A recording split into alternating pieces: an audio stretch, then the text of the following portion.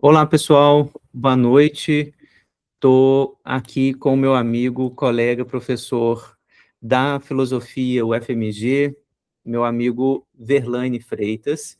Ele aceitou esse convite. Queria te agradecer, Verlaine, muitíssimo pelo convite, tanto em meu nome quanto pelo projeto também da UFMG, o Conversas Virtuais sobre Psicanálise.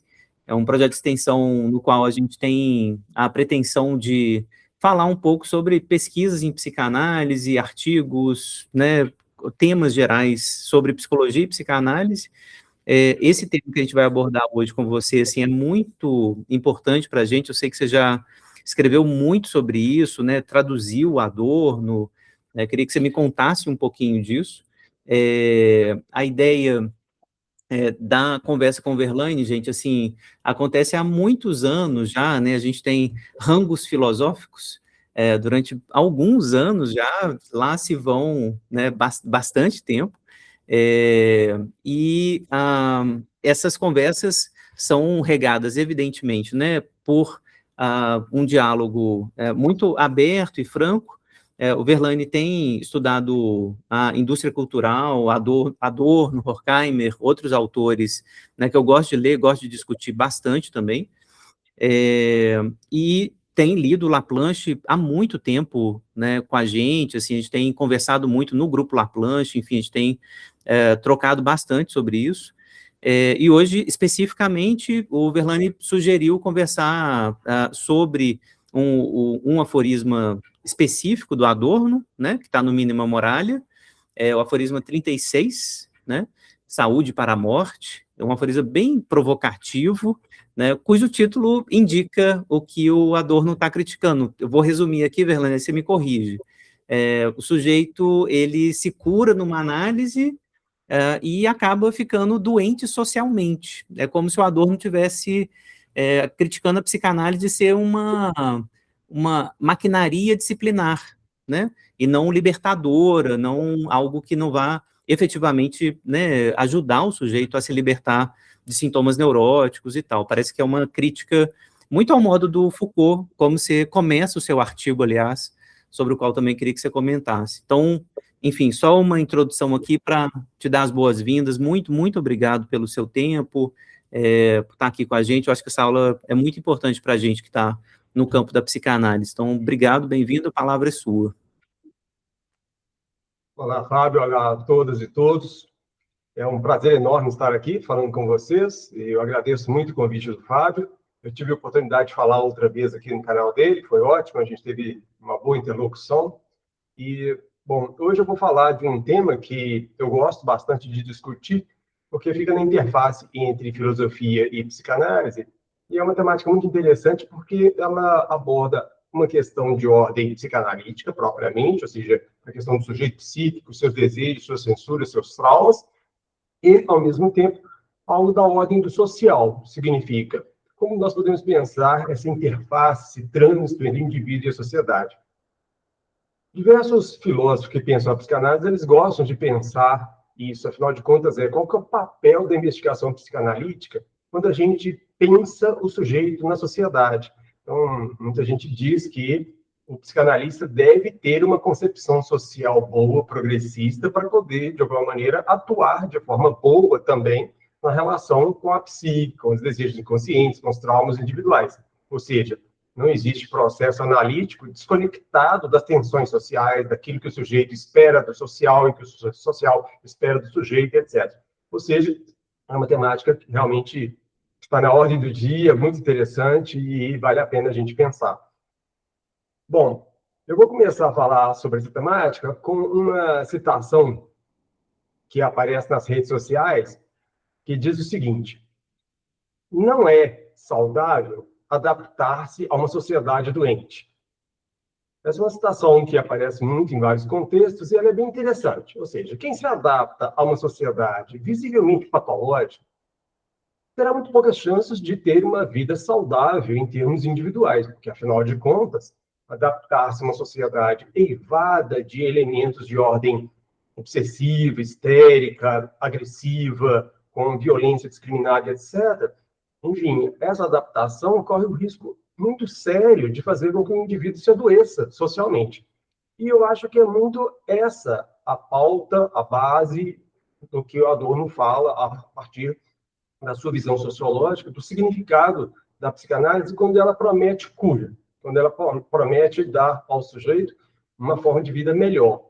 Mas melhor em que sentido? Essa é a preocupação do Adorno. Ele vai dizer, olha, na medida em que a gente vê alguém que sai da psicanálise, sai de uma análise bem-sucedida e a pessoa deixa de ter as suas inibições, deixa de ter toda uma gama de problemas de ordem inconsciente, dos seus desejos, das suas formas de agir, ele diz, muito provavelmente o que vai acontecer é que ele vai trocar uma doença individual, ou seja, suas inibições, seus problemas, suas obsessividades, etc., por uma doença social, ou seja, em que todas aquelas inibições vão ser, por assim dizer, correlacionadas a outras formas aceitáveis socialmente de fazer com que o indivíduo, de alguma maneira, progrida no horizonte estabelecido pela sociedade.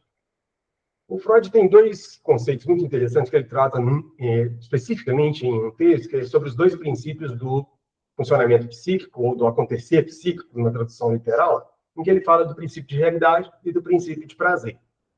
E aí a ideia é que, no horizonte do desenvolvimento, da trajetória individual, da formação psíquica, aos poucos, o infante vai trocando, né? A criança, o bebê, vai trocando as descargas alucinatórias, as descargas pulsionais sexuais imediatas, pela postergação, pelo adiamento, pela limitação.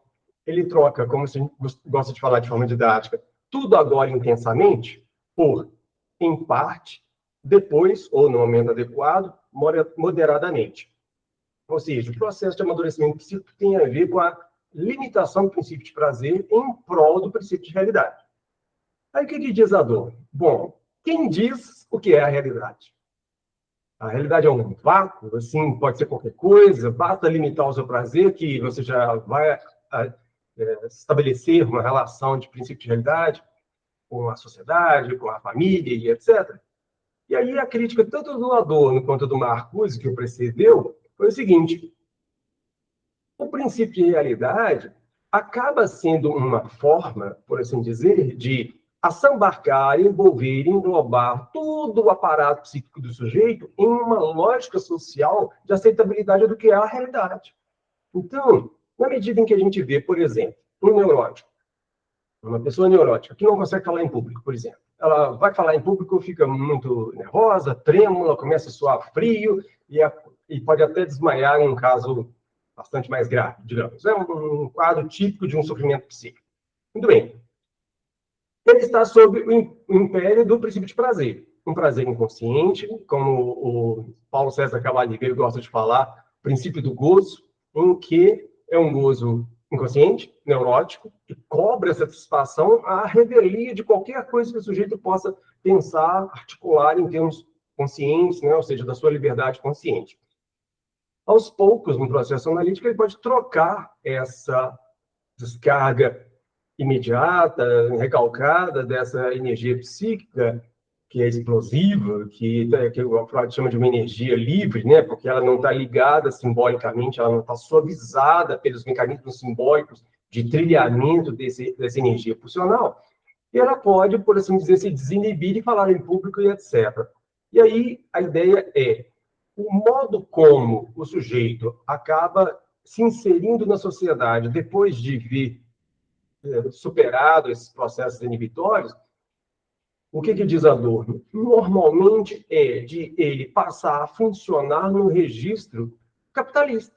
A nossa sociedade é capitalista. Ele vai viver bem na sociedade, logo o que acontece é que os processos de adaptação à sociedade significariam uma forma de fazer com que a pessoa troque essa inibição interna no sentido de ser individual, movido por recalques, inconscientes, essas coisas todas, por algo que é da ordem de aceitabilidade social, falar do modo como a sociedade aceita, uma série de outros fatores que tornam a pessoa, agora, não mais, digamos, um neurótico individual, mas um neurótico coletivo, ou seja, troca uma neurose individual por uma neurose coletiva, que é a plena adaptação no âmbito da sociedade do que a sociedade espera. Porque o que a gente sempre pensa é o seguinte, olha, não necessariamente você vai se adaptar à sociedade de forma resignada. Essa é uma primeira crítica que a gente pode fazer. Porque, digamos, você está numa empresa, você entrou numa empresa e ela tem determinadas regras, princípios, valores, etc. Aí você diz, olha, eu não concordo com esses valores. Eu tenho os meus, só que eu quero trabalhar nessa empresa, o salário é bom, a posição é boa. Logo, você tem que se adaptar, né, àquele contexto, aqueles valores, etc., para operar. Mas não necessariamente você vai assumir como seus, ou seja, internalizar, se resignar, se conformar intimamente àqueles valores. Você pode simplesmente se adaptar para uma questão de prática, não é assim, de ação, simplesmente. Pode. Isso é sempre possível no horizonte das nossas práticas sociais. Aí o que Mr. Adorno diz? O que é possível na sua visada para frente, como possibilidade de ação, é uma coisa. Outra é a dinâmica social ao longo do tempo que faz com que tudo que você poderia não fazer, numa espécie de visão retrospectiva, você acaba vendo o que você faz. E aí eu gosto de usar nesse contexto um argumento do David Hume, que é um filósofo lá do século XVII, que ele falava o seguinte: é o paradoxo da liberdade. Por quê? A gente sempre pensa que a gente é livre para poder fazer qualquer coisa. Eu, por exemplo, agora, eu poderia, gente, estou cansado, não estou querendo fazer essa live, vou embora. Poderia fazer isso. Eu sou livre. Só que eu não vou. Por que eu não vou? Porque tem todo um complexo. Vocês esperam essa minha participação, meu amigo, tem amizade, eu tenho diversos outros aspectos que me movem a ficar aqui. De modo que, se você prestar atenção, em cada momento, digamos, dos seus últimos 5 anos, ou até mais, você sempre pôde fazer coisas diferentes. Mas você fez? Você levantou, tomou seu café, foi trabalhar, depois almoçou, assistiu aos mesmos tipos de séries, etc. Ou seja, a liberdade ela é ótima, pensada prospectivamente, para frente. Agora, quando você olha para trás, você acabou fazendo as mesmíssimas coisas, tal como você fosse obrigado a fazer e não tivesse liberdade nenhuma. É como se fosse aquela formiguinha que passasse sempre no mesmo lugar e ela formasse aquela trilha. E ela passa sempre por ela, porque é mais fácil, mais cômodo, a sociedade está te esperando isso, e etc, e tudo mais. Ou seja, a liberdade ela acaba sendo uma espécie de ilusão quando a gente vê o resultado concreto das suas práticas. Quer dizer, a ilusão, a liberdade, que temos perspectivas, é muito mais uma ideia, um princípio, uma concepção, é muito mais algo idealizado do que efetivamente praticado. Porque se você pensar nos últimos 6 meses, você agiu quase como se fosse um autômato, fazendo sempre as mesmas coisas. E aí a resposta do Adorno nessa questão, não necessariamente alguém se adapta à sociedade e vai incorporar seus valores. Pode. Mas ao longo do tempo, o que acontece é que os benefícios das amizades dos seus colegas, os benefícios do dinheiro, uma série de coisas acaba fazendo com que a gente obedeça a esse princípio aí do Hume, que é o quê? Que a gente acha que a gente é livre, se pensa, mas apenas como uma ideia, como possibilidade. De vez em quando você toma uma atitude um pouco mais diferente, mas aquela história, 99% das suas ações são idênticas. Tal como se você não fosse livre do jeito que você pensa que é. Ou seja, a ideia é que, ao longo do tempo, a sociedade vai sim cobrar resignação, vai sim cobrar conformismo. Por quê? Por causa disso. Quer dizer, tem sempre 1000 fatores, valores, concepção, caráter, personalidade, formação na infância, formação na adolescência, formação como adulto, etc., que levam aqui. A regra no capitalismo, não só no capitalismo, em todas as sociedades, assim, feudalismo, que seja, é que quando a gente se adapta, a gente se conforma, a gente se resigna. Por quê? Tem uma inércia social que nos acolhe, que nos dá benefícios e etc. E nos últimos tempos, a gente tem visto perspectivas de pesquisas dizendo que a juventude não tem bebido álcool, diminuindo o consumo de álcool. Mas, já que se você tem uma vida social com amigos, farta, etc., diz, eu não vou mais beber, não bebo cerveja. Aí você vai sair no seu barzinho, todo mundo bebendo cerveja, e você diz, eu não bebo mais cerveja. Aí você vê o que é construção social. todo mundo começa, mas por quê? Como assim? Um copo de vez em quando faz mal? Não é possível. O que aconteceu? Você está com problema no fígado? Etc. Quer dizer, tudo uma cobrança social que no limite, eu vou beber. Ou seja, a liberdade individual é quase uma quimera. Por quê? Porque tem constrições de várias espécies que fazem com que haja prejuízo muito grande, caso você queira exercer a sua liberdade de forma mais concreta, com ações específicas que contrariam toda essa expectativa cultural, social, religiosa e uma série de outras coisas.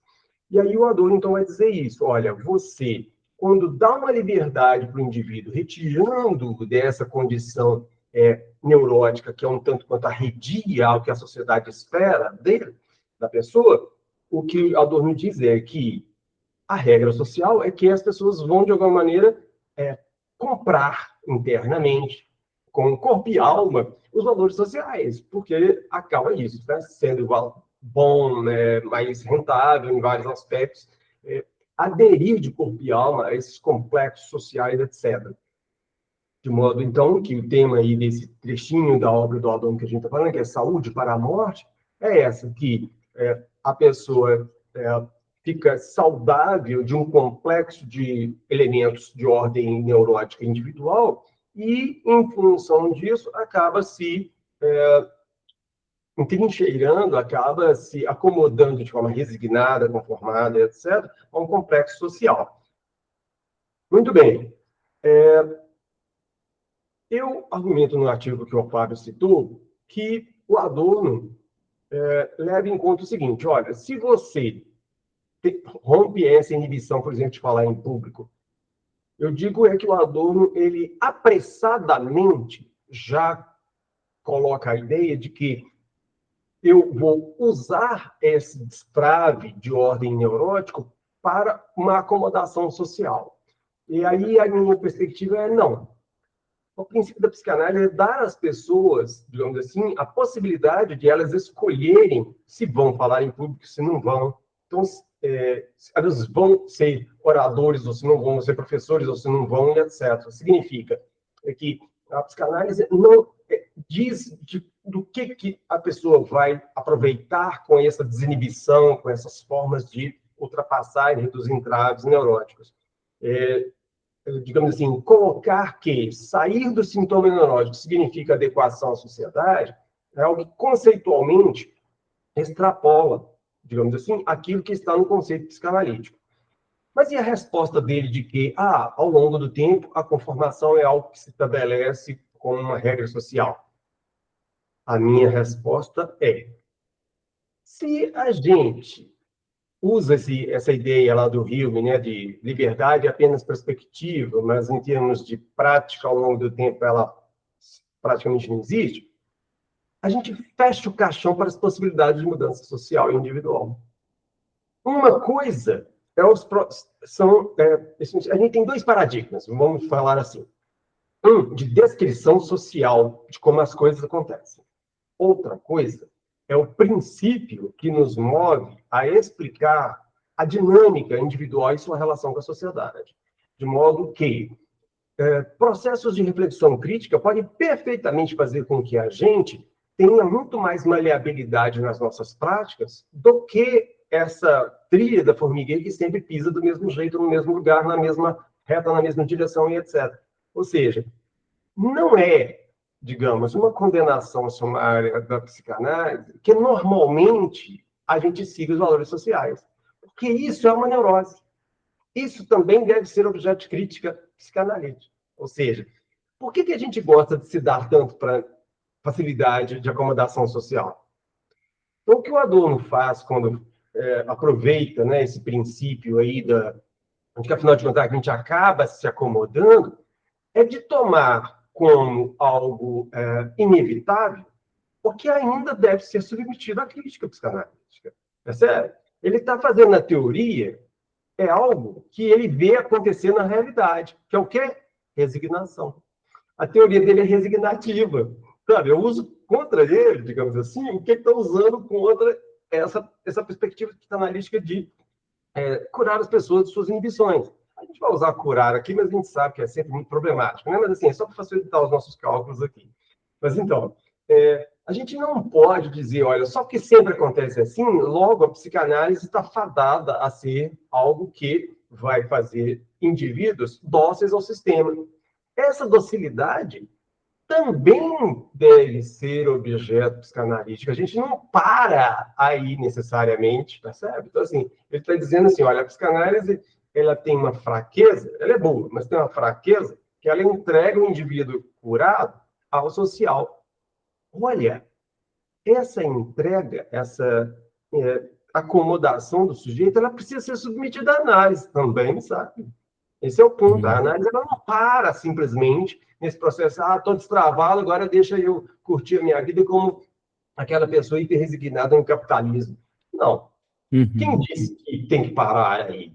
O próprio Adorno, porque aí ele vai e critica esse processo, quer dizer, em que a psicanálise lança o indivíduo e não tem nenhuma preocupação, não tem nenhuma ferramenta analítica para lidar com o fato que as pessoas são comodistas, que elas gostam de se dar à pressão social, ou seja, elas gostam de servidão voluntária, e uma série de outros aspectos. Então, nesse sentido, a crítica social ela deve fazer parte da psicanálise nesse aspecto. Né? Quer dizer, a acomodação social deve ser criticada também pela psicanálise. E, nesse sentido, ela acaba abarcando aquilo que o Adorno está criticando. De modo que sempre aconteça assim, essa ideia do Hume, de que, olha, para frente a gente é livre, e só que vendo o que a gente fez no passado, a gente não precisa ser analisado. Por que, afinal de contas, então, a gente gosta tanto do comodismo, tanto dessa trilha cômoda e etc. Isso precisa ser alvo de uma reflexão crítica, psicanalítica, filosófica. Tem 200 livros que a gente pode ler para criticar isso. É assim que eu pensei isso. Na verdade, a primeira vez que eu tive foi apresentado essa ideia de forma crítica foi por Nietzsche, né? E aí, a partir disso, mudou muito a minha perspectiva. Quer dizer, eu passei a, digamos assim, ver, afinal de contas, olha, a vida é muito mais plástica do que o hábito nos faz crer, sabe? Assim, o hábito é algo que nos aprisiona muito. Então, ou seja, é possível desfazer essa lógica de inércia social, de comodismo, sabe, de aceitação, uma série de outros aspectos que fazem com que não dá para selar o caixão. Gosto dessa expressão, não dá para selar o caixão, pôr pá de cal, dizer, olha, você se destrava individualmente e se adaptou. Mesmo que haja possibilidade, você vai acabar se conformando à sociedade e ser mais um da sociedade. Tipo a psicanálise adaptacionista radicalmente. Uma pergunta que você comenta isso no seu artigo também, existe a possibilidade do Adorno estar lendo a Horney, Karen Horney, Erich Fromm, os culturalistas norte-americanos e tomando muito essa psicanálise, assim, que era meio sem vergonha mesmo, assim, nesse sentido adaptacionista, né? Tipo, não, tem que ser Édipo, você tem que chegar na heterossexualidade, essa capacidade para amar e trabalhar era muito aburguesada, assim, né? Foi interpretada de maneira muito empobrecida pela psicanálise norte-americana. Você sente que o Adorno pode estar muito influenciado por isso, um pouco, né, que você citou também no seu artigo, assim, um pouco da crítica do Foucault, né? Tipo, não, pô, é uma maquinaria disciplinar, é para adaptar mesmo. Então, a primeira pergunta é essa, né? Eu acho que você mostra lá que não, ele está lendo Freud mesmo, e está fazendo essa leitura do Freud, não é só dos culturalistas. E a segunda pergunta, já emendado nessa, o que é isso que eles querem também, o Adorno, o Marcuse? Tá, vamos tirar então essa super repressão. Qual que era, que imagem de sujeito que é esse livre, emancipado? Existe isso? Você consegue descrever o que livre pensador seria esse não adaptado? Que ser humano que é esse? O que apareceria fora da super repressão marcusiana? Bom, em relação à primeira pergunta, lá nesse meu artigo eu digo que porque eu apresentei essa temática, né, dessa crítica do Adorno e a minha crítica, a crítica dele ao Freud, em mais de um contexto, né, eventos, grupos de pesquisa e etc. E quem conhece psicanálise e conhece o Adorno, sempre me pontuou, olha, essa crítica é muito mais própria, muito mais propriamente dirigida a Karen Horney, Erich Fromm, e etc., aos revisionistas, do que ao Freud. O problema é que, em vários momentos, ele cita o Freud e ele não cita os outros, sabe? Assim, quando ele fala, por exemplo, da associação livre, é tipicamente do Freud. Quer dizer, eu acho que essa crítica que ele fez vale ainda mais para o âmbito, vale assim no sentido, está direcionada muito mais para os culturalistas. Agora, no Freud também, sabe, assim, ele não coloca, digamos assim, uma especificação, olha, do tipo que é dos revisionistas e etc. A ideia é que a psicanálise, na sua totalidade, mesmo o Freud, ele tem um viés de confirmação da sociedade. Por quê?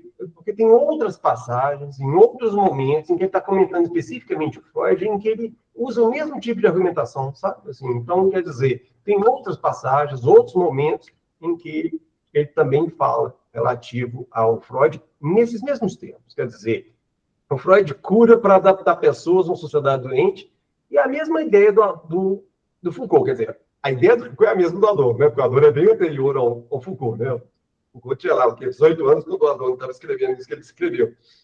Então, o Foucault tem a mesma perspectiva, quer dizer, de tornar o indivíduo saudável no sentido de normalização social, ou seja, adequação às normas sociais. Então, a perspectiva é a mesma. E aí, no caso do Adorno, está direcionado ao Freud, sabe? Assim, não adianta tampar o seu companheiro, não adianta... É o Freud, Só para deixar isso explícito, o Freud está falando, tem que recuperar sua capacidade de amar e trabalhar. Essa frase é do Freud, que, aliás, você cita esse termo importantíssimo, né? Genuss, Fahrigkeit, né? Que é essa capacidade de gozar, capacidade de gozo, né? O Adorno fala, aliás, excelente essa perspectiva, que o Freud tem a ideia de Leistungs- und Genussfähigkeit, né? Assim, capacidade de produzir Leistung e Genuss, que é de usufruto, né? De usufruir. E aí o Genuss, o sentido é de amar e ser feliz, ou seja, de ter uma relação de gozo com o outro e com o mundo. Né? Porque o Freud fala, olha, o neurótico é muito caracterizado por ter uma perspectiva pessimista do mundo. Né? Ou seja, ele só vê um lado negativo, gosta de reclamar muito, não sabe usufruir das coisas boas do mundo. Está sempre vendo um aspecto negativo de alguma coisa. Ou seja, ama o sofrimento. Ou seja, na sua vida atual tem 20 coisas interessantes. O que você dá mais atenção é naquela que não é interessante. Isso aí é muito comum, né, nas nossas vidas, muito. Eu tenho 10 coisas muito legais, mas aquele problema com o seu chefe parece ocupar 98% da sua perspectiva, da sua mentalidade, dos seus pensamentos. Neurótico. Né? Ou seja, dá pouca importância ao prazer. Aí sabe o que o Adorno fala? Assim, eu fico até com vergonha de falar da ideia dele. E realmente não tem a ver, mas assim, a gente argumenta a favor dele, eu acho que fica divertido, mas ele fala o seguinte, olha, a psicanálise dá para as pessoas essa Genussfähigkeit, né, essa capacidade de gozo, Genuss é usufruto, gozo, fruição, e aí ele fala, no capitalismo, o que é o usufruto, a fruição, o gozo? É fazer turismo guiado, é consumir indústria cultural, doses regulares de sexo aqui, ali, pornografia, consumo de bens, gastar dinheiro, essas coisas todas, ou seja, a psicanálise forma consumidores para a indústria cultural.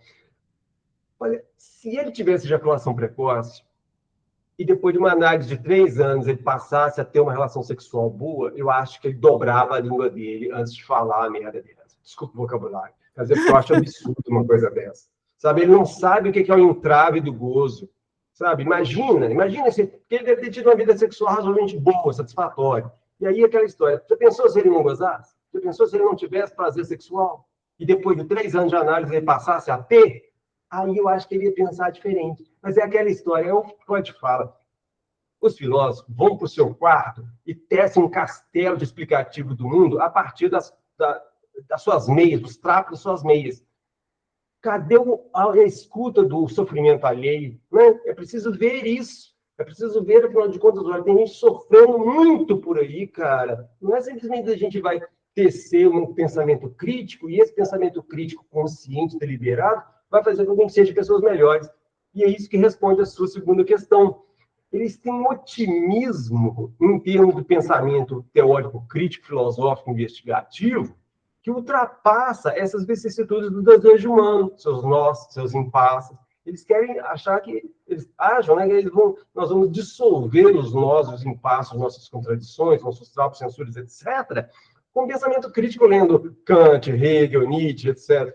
É óbvio que ajuda, mas não totalmente, né? Em muitos aspectos, a intelectualidade é neurotizante. A pessoa vive num castelo de cartas, não vê algo da realidade, etc. Quer dizer, se encastela em um mundo totalmente particular e não tem mais conexão com a realidade. De modo que o pensamento teórico é bom, beleza, mas ele não é suficientemente bom para poder, digamos assim, ultrapassar diversos aspectos que são muito duros e que precisam de uma técnica específica, que no caso aí é proposta pela psicanálise. Tudo a ver. E você citou, en passant, a coisa da livre associação, isso está mais no final do artigo, não sei se você já pode comentar um pouquinho sobre isso, mas que eu achei engraçado também essa crítica do Adorno na livre associação, ver se eu entendi bem o resumo que você fez. Aliás, gente, o artigo do Verlaine, eu vou colocar na descrição do vídeo, vou jogar ele, está em inglês o artigo, mas eu coloco para vocês. Caso vocês queiram fazer perguntas ao vivo aqui para ele, fiquem à vontade, tanto pelo chat do YouTube quanto aqui no Google Meet. Mas lá no final do artigo, Verlaine, assim, você fala da livre associação, né, uma crítica que o Adorno está fazendo, e aí ele, curiosamente, critica a livre associação como se fosse um tipo de pensamento solto, que não é um pensamento crítico, né? E você levanta uma crítica à crítica dizendo, pô, mas o pensamento também é sintoma, né? E por isso que eu lembrei dessa frase que você falou agora, tipo assim, pô, o filósofo tá lá com seus trapos e meias resolvendo o mundo, né? Mas tem gente sofrendo barbaridade, com sintomas terríveis, assim, e uma análise ajuda esse cara a gozar um pouquinho mais. E gozar um pouquinho mais na nossa sociedade é gozar um pouquinho mais, tá tudo bem, né? Podemos ser críticos, podemos continuar o jogo, né? Tipo, mas, pô, eu posso gozar um pouco, eu posso consumir um pouco, eu posso transar, assim, um pouquinho mais, eu não preciso ficar, né, submisso, masoquista, o resto da vida, assim, né? Então, essa crítica à livre associação, queria que você comentasse um pouquinho mais também, assim, porque, mais uma vez, dá a sensação desse sujeito final que apareceria após uma análise filosófica adorniana, tipo, é um sujeito que pensa de maneira pura, né, brilhante, assim, sem conflitos, como se o pensamento não fosse ele jamais colocado sob as rédeas do pulsional. Um pensamento livre. É esse o sujeito que aparece? Essa última formulação sua vai de acordo com o que eu falei antes, não é? Eles têm um otimismo nesse poder teórico, reflexivo, crítico e etc. Eles são desconfiados em relação a esse poder do processo de análise. No caso aqui da associação livre, a questão é a seguinte: ele acha que a associação livre é uma demissão do sujeito de sua própria autonomia, ou seja, do seu centro crítico relativo ao mundo e etc. É uma espécie de demissão do sujeito, é abdicar daquilo que é mais próprio do sujeito, que é a sua autonomia de pensar, a sua perspectiva crítica de relação a si, ao mundo e etc. Quer dizer, ali na associação livre, o sujeito fica entregue a todas as possibilidades de intervenção do analista, e é isso, ele se demite, né? Ele é uma espécie de cessão, ele cede algo do seu poder de subjetividade para uma outra pessoa. Nossa, vamos pedir demissão, autodemissão. O sujeito está se autodemitindo do posto de ser sujeito da sua própria ideia, da sua própria crítica e etc.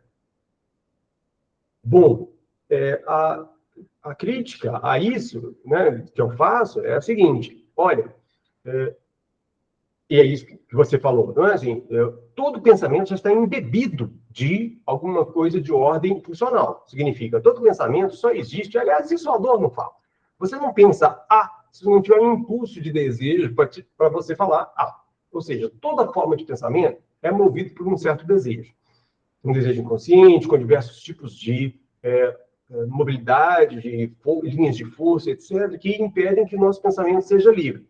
No caso das associações ditas livres, o que acontece é que o sujeito, de certa forma, ali naquele momento, sim, ele abdica desse centro da subjetividade para que, de alguma maneira, no processo analítico, ele possa, no fim do percurso, se haver com linhas de força, traumas, desejos, etc., que impedem o pensamento dele de ser mais livre do que ele é. Então, isso eu não escrevi no artigo, mas aqui eu posso falar. Aqui é mais livre. As nossas associações são mais livres, como você mesmo falou na nossa conversa, pelo WhatsApp. Que é o seguinte, ninguém de sã consciência deixa rasgar a sua barriga, deixa? Claro. Não. Você pegar uma faca, você não vai deixar eu cortar a sua barriga. Agora, e que tal se você tiver uma inflamação grave no intestino e a única maneira for eu abrir a sua barriga e tirar alguma coisa lá de dentro que estava, de alguma maneira, sendo um perigo para a sua vida? Aí não só você vai deixar, mas quando vai fazer, se não tiver plantão, você vai também pagar 50 mil reais para eu fazer isso. Ou seja, é de fato uma cessão de si, é isso mesmo, é como se você estivesse abrindo algo seu para, com isso, poder se haver melhor com a sua própria subjetividade. É uma cessão de sua subjetividade, o Adorno está certo, mas como um meio para eu me apropriar daquilo que, de alguma maneira, estava se apropriando de mim. Porque essa ideia de violência interna, o Adorno não tem esse conceito. E esse conceito eu usei, não sei se foi nessa passagem, nessa parte, ou se foi em uma outra, mas Adorno não tem essa concepção de uma violência do inconsciente sobre o sujeito, sabe? O sujeito ele é violentado por dentro, e o Adorno não tem esse conceito. Então ele vai acabar achando assim, tudo que a gente fizer sobre o sujeito vindo de fora, em termos de intervenção psicanalítica como essa, de pedir para você falar o que bem vier à sua cabeça, sem senso crítico, sem censura, isso é uma violência contra o sujeito. Olha, pode até ser, ok, vamos dizer que seja, mas a ideia é que, com isso, nós podemos, depois do percurso, ser um pouco mais livres em relação a essa violência que nos aflige o tempo todo. Então, se alguém não consegue falar em público de forma nenhuma, sempre treme, etc., e tudo mais, ele está sofrendo uma violência interna do próprio sujeito, sabe? Do seu próprio inconsciente. E a Adorno não vê isso. Então, na medida em que ele fala qualquer coisa de forma não crítica, sem censura e etc., se entregando ao analista nesse momento, à escuta do analista nesse momento, ele está deixando aflorar os vestígios do que o violenta o tempo todo, para então, depois do processo analítico, se recuperar, se reaver, e então poder passar e falar em público, por quê? Porque aí ele acaba se livrando dessa violência interna, desse conceito. Existe violência interna, violência do inconsciente em relação ao sujeito. Esse conceito, se o Adorno tivesse, ele não falaria isso que ele falou, eu acho. Ele não tem, exato. Parece que tem uma equação, acho que você chegou a citar isso nesse artigo, o eu é igual ao id, em alguma medida, né? Para ele, assim, eu acho que tem uma equação mesmo, parece, né? Ou, no mínimo, uma hipertrofia do sujeito racional. Ficou tão hipertrofiado, né? Assim, é o cógito, é o sujeito que tem que ter autonomia do pensamento. Essa leitura da livre associação, assim, é muito bizarro, né? Como pensar que o pensamento livre, né? A liberdade máxima, assim, um dispositivo genial que o Freud inventou, da máxima liberdade, fala o que te vier, fala, né, os afetos, até para você reconhecer os afetos que te atacam, os afetos que estão colonizando a sua razão, é aqui, a partir deste método que você vai ver essas amarras. E aí o Adorno consegue ler esse método como uma violência, como alguma coisa que... Por quê? Porque o sujeito, para ele, é o sujeito que está montado no cógito, né?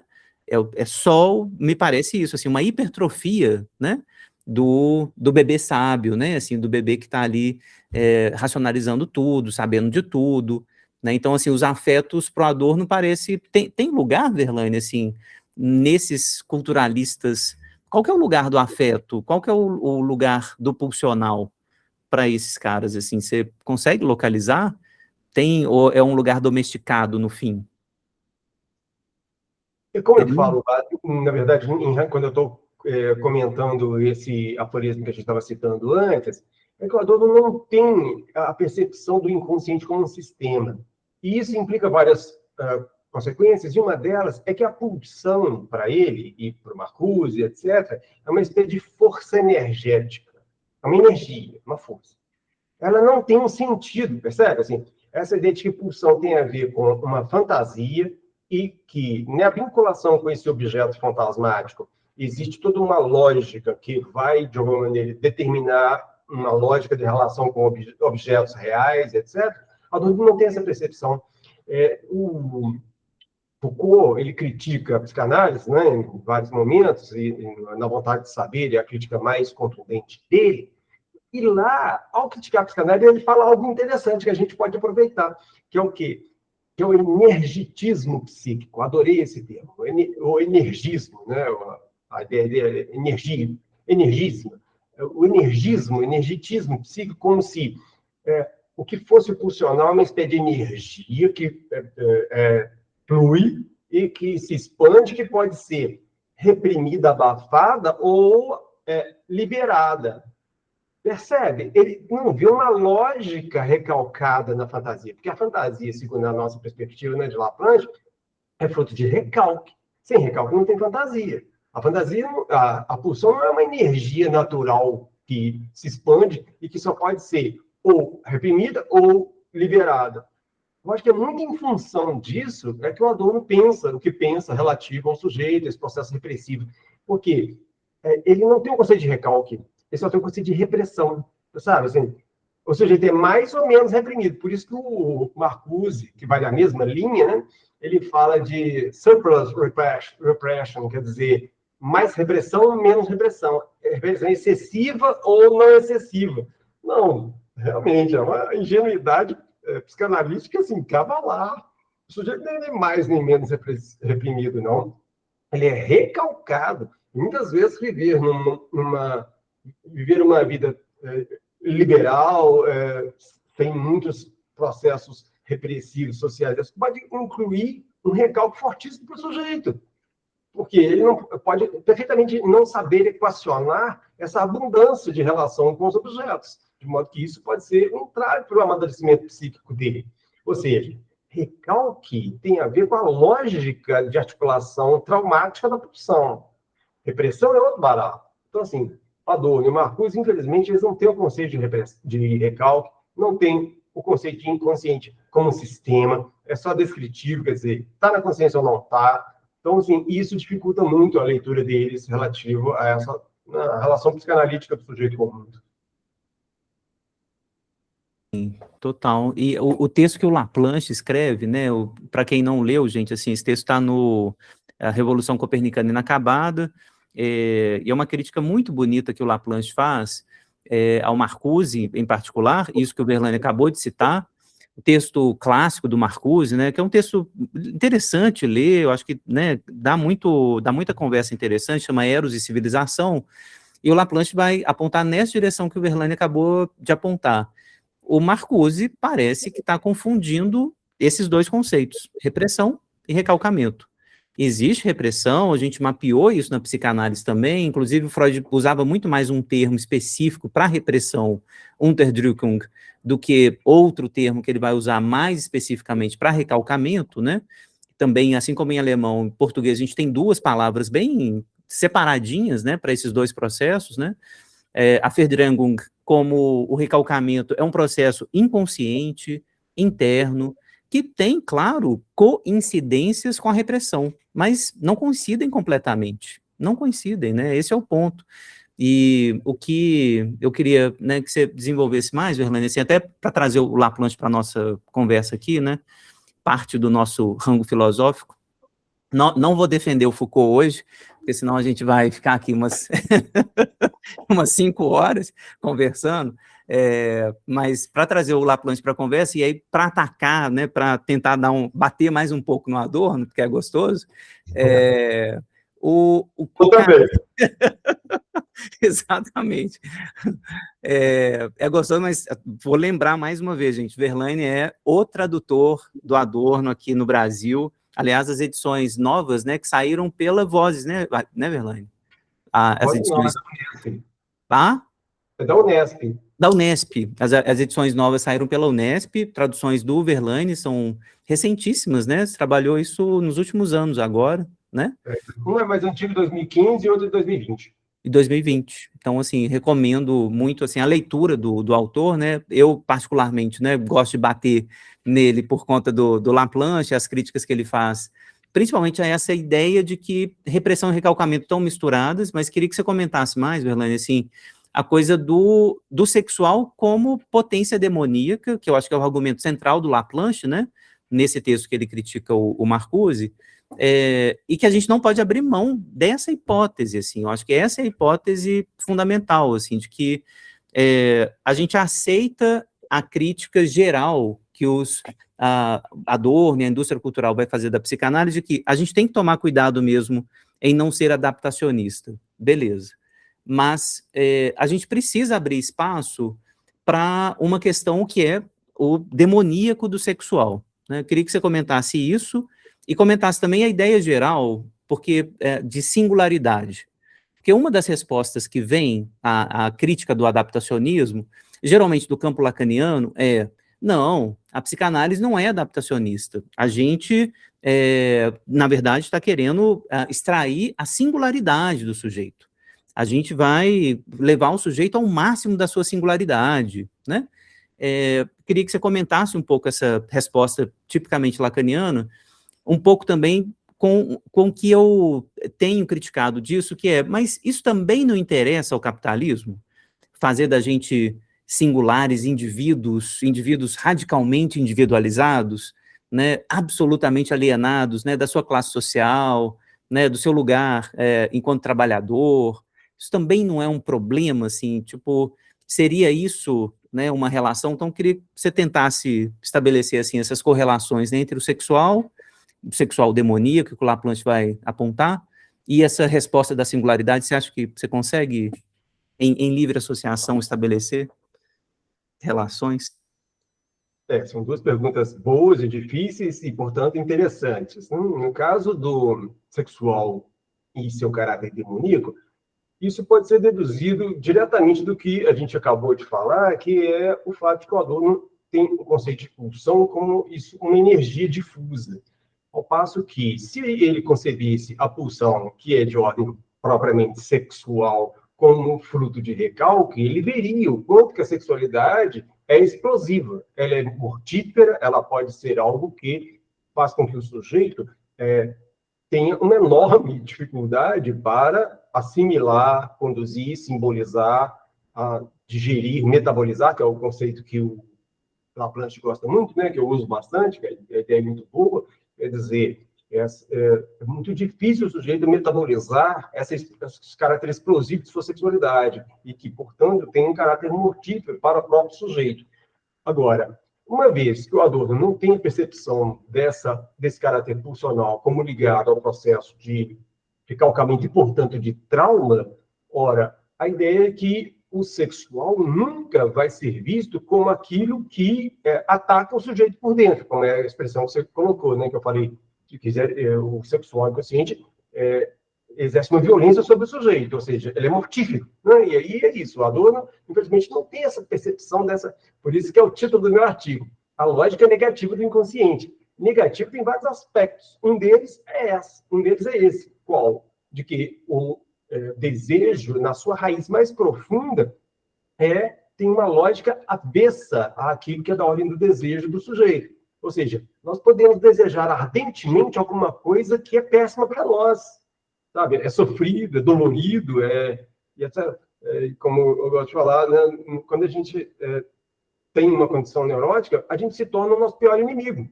Então, quer dizer, todo mundo pode ser muito melhor para você do que você é para você.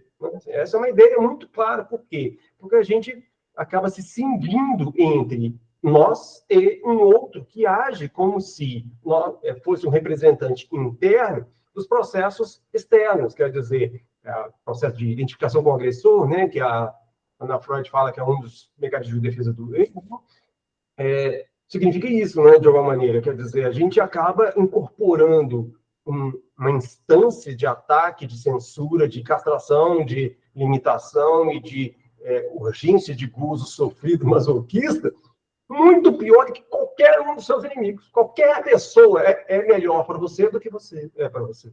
Né? Então, quer dizer, essa é uma lógica que é inexplicável, a não ser que você pense que no complexo interno existe, sim, uma fixação explosiva, pulsional sexual, que faz com que haja uma cobrança de um gozo mortífero que precisa ser metabolizado e que nunca é de forma total. Agora, em certas condições neuróticas, ela é desesperadora, né? Tem gente que simplesmente não dorme, a não ser que uma carga cavalar, desopidem, aí a pessoa não dorme simplesmente. Quer dizer, isso é algo muito explosivo, muito mortífero demais para a pessoa dar conta, né, da sua própria vida. Bom, tem 300 outras coisas para falar, mas... Muito bom. Tá ótimo, não, maravilhoso, excelente. A singularidade, né? Isso, perfeito.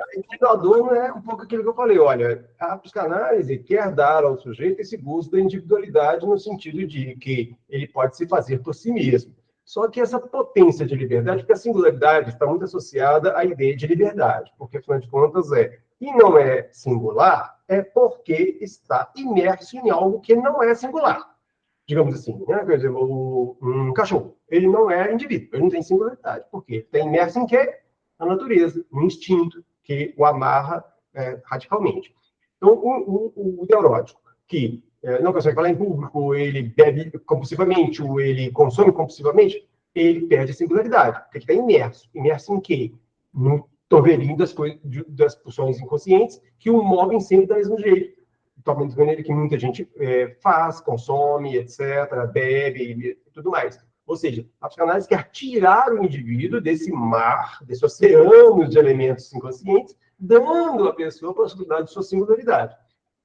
A questão é, o que fazer com essa singularidade, qual o seu significado, como a gente pode concebê-la. Obviamente, essa singularidade não significa, propriamente, ser total e absolutamente diferente de tudo, mas sim poder escolher quem se é a partir da miríade de valores que a gente tem no âmbito social, porque a gente é um ser social e não consegue não ser. Então, a singularidade psicanalítica, ela não nos vai fazer assim, uma espécie de suspensão, colocar em parênteses tudo que é da ordem social. A gente vai continuar sendo social. A gente sempre vai ter as influências sociais. Só que aí é aquela história, dá mais plasticidade nos processos de escolha de quem se é. Ou seja, isso é um aspecto importante. No caso do que você falou, do capitalismo, o capitalismo quer nos dar essa singularidade, aí eu entro com a dúvida. Já que a gente falou tão mal dele, está no momento de falar bem. A gente fala o seguinte, o indivíduo capitalista, ele é um indivíduo ilusoriamente individual. Por quê? E aí tem uma frase que eu cito muito em temas dessa natureza, que é o seguinte: quanto mais individualismo, menos individualidade. Por quê? Porque o individualismo é aquele momento de uma individualidade que exacerba a sua percepção como diferente de tudo e de todos para, na verdade, se entregar a tudo aquilo que a sociedade, de alguma maneira, o oferece como signos dessa individualidade. Comprar um tênis Nike, comprar um iPhone 17, ver aquele jogo e etc. e tudo mais. Ou seja, é um individualismo em que a recusa do compromisso crítico negativo com a sociedade faz com que, e aí eu tenho uma expressão do Vladimir Safato que é muito interessante, que é o quê? Esse indivíduo, ele expulsa o social pela porta da frente, mas o social entra pela porta dos fundos. Sabe? Ele entra de forma não perceptível como tal. Então, esse individualismo é um individualismo em que a individualidade, perdendo de vista o seu compromisso social, perde também de vista a possibilidade de ser livre em relação ao social. Então, esse individualismo que o Adorno fala é desse indivíduo que, desculpa o vocabulário, mas ele se masturba com a ideia de diferença, quando, na verdade, a única coisa que ele está fazendo é abdicando de processos críticos de pensar a sua implicação sempre existente com o social. Ou seja, ele expulsa o social pela porta da frente, mas ele entra pela porta dos fundos. Por quê? Porque ele vai acabar fazendo com que o indivíduo nesse seu contentamento absurdo, com um individualismo exacerbado, acaba sendo que o Adorno, né, e outros filósofos chamam de átomo social. É aquilo que é tão diferente que ele se pensa de todo mundo, ele se torna idêntico, porque ele acaba consumindo de forma não crítica tudo aquilo que é de ordem social. Essa ideia de negar o social pela porta da frente e ser determinado pelo social pela porta dos fundos, pela porta de trás, é o elemento fundamental que marca o fascismo. O fascismo é exatamente isso, né? Um dos aspectos importantes do fascismo é o sujeito desiludido com o social, que tem alergia a compromissos sociais, de pensar o bem comum, de engajamento em práticas coletivas, de justiça social, essas coisas todas, e que, em função disso, acaba se aglutinando a todos os outros que também têm a mesma postura de negação total da sociedade. E aí forma o fátio, né? O feixe que conecta de forma aglutinada e forte um monte de ressentidos com a sociedade que não quiseram saber nada do social e acabam aglutinando-se numa massa. Né? E aí a massa é propriamente aquele, no âmbito do fascismo, no nazifascismo, né? Como característica do nazifascismo, a massa fascista é propriamente aquela reunião de vários indivíduos que, desiludidos, ressentidos com tudo que é da ordem do progresso social, acabam se agrupando para se vingar da sociedade. Perfeito, muito bom. Ó, como os rangos filosóficos, a gente poderia ficar aqui horas e horas. Aí, nessa hora, gente, eu geralmente entro com o argumento do Foucault, e aí a coisa se estende, né, para o expresso, para a sobremesa, e aí vai, infinita a nossa conversa. Mas queria agradecer muito, muito pelo seu tempo, Verlaine, assim, pela disponibilidade, né, e também a didática, né, de explicar temas tão difíceis. Não sei, para quem já teve a coragem de ler Adorno, né, é um dos autores, assim, mais difíceis que eu já li, né, tipo assim, o cara é muito difícil, e o Verlaine, eu insisto, leiam os artigos do Verlaine, melhor do que o Adorno, porque ele mastiga pra gente, entrega lá bem em português, nesse caso é um artigo em inglês, mas enfim, os artigos em português bem mastigadinho, tipo, explica o que o cara tá falando, e além de tudo, faz uma crítica ao cara, às vezes, óbvio, né, elogiosa, às vezes vai criticar a crítica, então fica a minha recomendação de ler o Verlaine como leitor do Adorno, é um dos melhores leitores que a gente tem no país, né, então queria deixar esse convite para todo mundo. É um debate enorme, né, que o Laplanche participou, um debate que a gente precisa retomar, né, o tempo todo, assim, porque é uma crítica potente, né, e faz a gente retomar mesmo, assim, aspectos importantes, tanto teóricos quanto clínicos, do que a gente tem trabalhado junto. Então, muito, muito obrigado pelo seu tempo, te agradeço em meu nome mais uma vez, em nome do projeto que é da nossa casa, né, da UFMG, lembrando que a UFMG é uma universidade pública, gratuita, de qualidade de todo mundo. O Verlaine está lá na filosofia, se vocês quiserem aparecer lá na filosofia, tanto no mestrado, doutorado, graduação, aproveitem, está nos últimos anos, né, Verlaine, da UFMG, infelizmente. Felizmente. Felizmente para você, que você vai surfar agora, né, então aproveitem o Verlaine lá na filosofia, enquanto podem, muito, muito obrigado. Eu que agradeço a oportunidade, é sempre um prazer falar com você, com todo mundo aqui, e precisando e tendo outras ideias aí de que a gente pode falar, estamos a postos aí para conversar. Maravilha, valeu. Até a próxima, pessoal. Tchau, tchau. Até mais, tchau, tchau.